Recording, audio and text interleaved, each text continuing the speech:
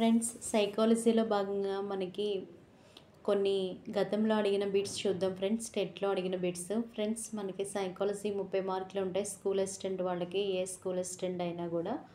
కాబట్టి బాగా నేర్చుకుందాం ఫ్రెండ్స్. గతంలో అడిగినవి మరొకసారి మనం పరిశీలన చేద్దాం.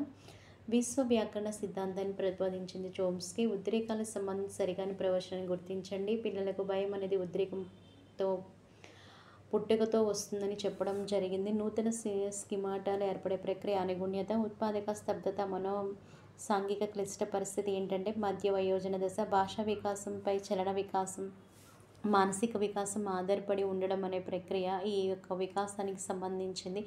వికాసం పరస్పర సంబంధం కలిగి ఉంటుంది. జుక్స్ కుటుంబంపై అధ్యయనం చేసిన పరిశోధకుడు డగ్డేల్ ఆత్మభావన ఏర్పడే సిద్ధాంతం దశ, ఉత్తర బాల్య దశ. శిశువు యొక్క సమగ్ర పెరుగుదల మరియు వికాసంలో ప్రజ్ఞ యొక్క పాత్ర. నేర్చుకోండి, సర్దుబాటు, సరైన సమయంలో సరైన నిర్ణయాలు తీసుకోవడము. తరువాత పెరుగుదల వికాసం ప్రభావితం చేసే కారకాల్లో తల్లిదండ్రులు మరియు కుటుంబం పొందే శ్రద్ధ, శిక్షణ ఈ రకానికి చెంది బాహ్య అనేకమైన వికాస పరిణామాలకు సంబంధించి ప్రతి శిశువు ప్రత్యేకమైన ఇది వికాస నియమానికి వర్తిస్తుంది. వైయక్తిక భేదాలు పెరుగుదల, అభివృద్ధి మరియు సంబంధించి ఒకదాని ఒకటి సరి అయినది కాదు అని అడుగుతున్నారు. అంటే లక్షణాల్లో మనకి అయినవి కానివి అని అడుగుతారు. కాబట్టి జాగ్రత్తగా ఆన్సర్ చదివి మనం గుర్తించాలి. జననపూర్వ శిశు యొక్క నిర్మాణాత్మక అభివృద్ధి చెందిన అపరిమాణాత్మక పిండోత్పత్తి దశ ఈ మధ్యకాలంలోనిది. 3 వారాల నుండి 8 వారాల వరకు.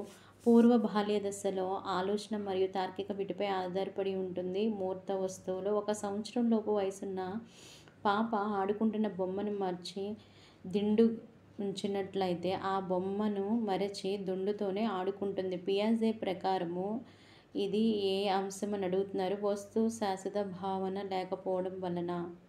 ఫ్రెండ్స్, ఇవన్నీ చాలా చాలా ఇంపార్టెంట్ ఫ్రెండ్స్. బాగా నేర్చుకోండి. ఈ యొక్క బిట్స్ గతంలో ఇచ్చినవి కూడా మనకి ఎంతో ఉపయోగకరం కాబట్టి నేర్చుకోండి బాగా.